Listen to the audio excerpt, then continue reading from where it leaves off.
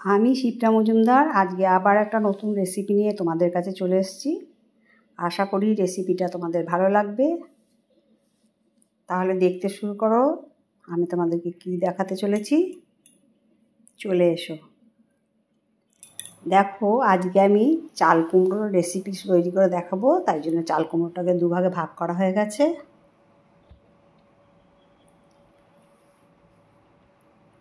চাল কুমড়োটাকে এবারে খোসা ছাড়িয়ে নেব।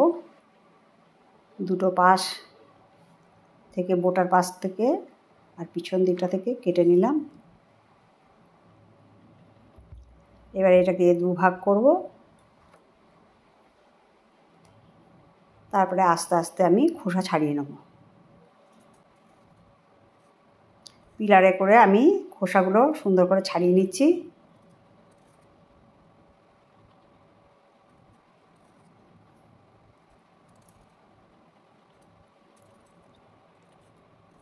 খোসাগুলো প্রায় অনেকটাই ছাড়ানো হয়ে গেছে। এইভাবে পুরো চাল কুমড়োটা আমি ছাড়িয়ে নেব।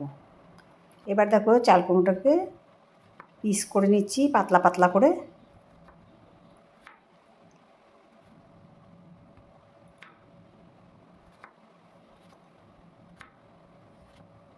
চাল কুমড়োটা সম্পূর্ণটা এরকম করে পাতলা করে পিস করে নিয়ে তারপরে আমি এইগুলোকে আবার কাটবো। এবার এগুলোকে ঝুড়ি ঝুড়ি করে কেটে নেব। আলু ভাজা যেমন করে কাটে পাতলা পাতলা করে, ওই রকম করে আমি কেটে নিচ্ছি।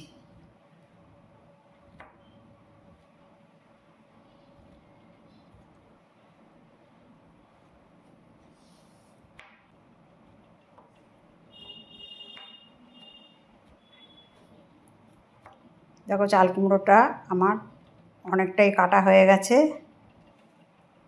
থালার মধ্যে তুলে নেব।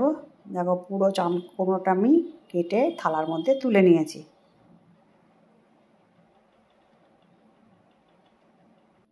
এবার দেখো, চাল কুমড়োটাকে ভাপ দিয়ে নিয়েছি। একটু লবণ দিয়ে ভাপ দেওয়া হয়ে গেছে। তাহলে চাল কুমড়োটা খুব ভীষণ সুন্দর নরম হয়ে যায়। এবার দেখো, কড়াইয়ের মধ্যে সর্ষের তেল চাপিয়েছি। তেলটা গরম হয়ে যাওয়ার পরে ইলিশ মাছের মুড়োগুলোকে ভেজে নিচ্ছি। আজকে আমি চাল কুমড়োটা ইলিশ মাছের মুড়ো আর তেল দিয়ে করব।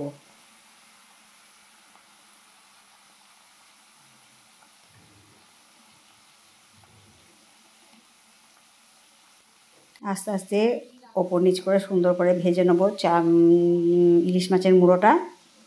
এটা দিয়ে চাল কুমড়ো রেসিপিটা আজকে রান্না করে তোমাদেরকে দেখাবো।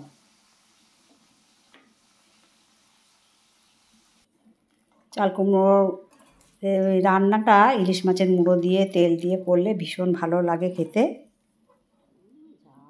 তাই আজকে আমি তোমাদের কাছে এইটাই দেখাবো। এবার দেখো, সমস্ত তেল কাটা সব ভাজা হয়ে গেছে। এবারেতে কড়াইয়ের মধ্যে যে তেলটা ছিল তার মধ্যে জিরে ফোড়ন দিয়ে দিলাম।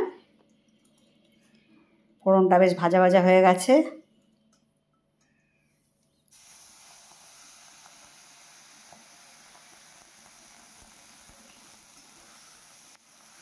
বেশ কিছুটা আরও তেল ছিল, সেই তেলটুকুও দিয়ে দিলাম।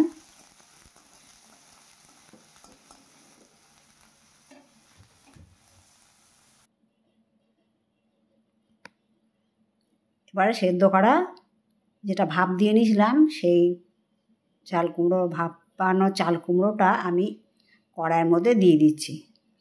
সম্পূর্ণটা ঢেলে দিলাম।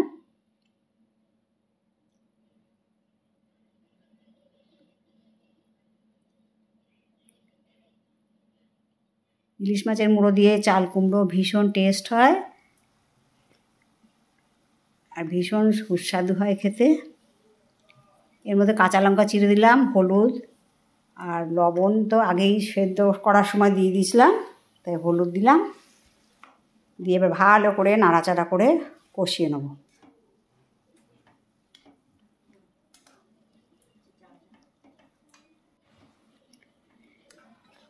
অনেকটা জল বেরিয়ে গেছে।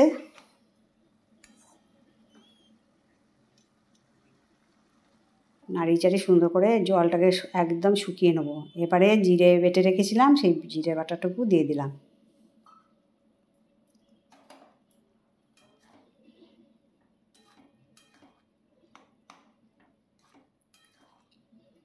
ভালো করে নাড়িচাড়ি দিতে হবে। আমার আজকের এই চাল কুমড়ো রেসিপিটা তোমাদের যদি ভালো লাগে তাহলে আমার চ্যানেলের পাশে থাকার জন্য অনুরোধ করছি, লাইক শেয়ার কমেন্ট আর সাবস্ক্রাইব করে।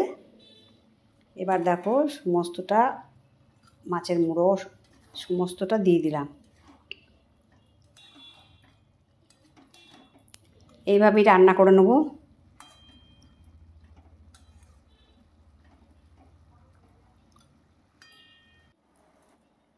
এবার দেখো ঝোলটা অনেকটা টেনে গেছে। এবারে টেস্টটাকে ব্যালেন্স করার জন্য একটু লবণ দিয়ে দিলাম।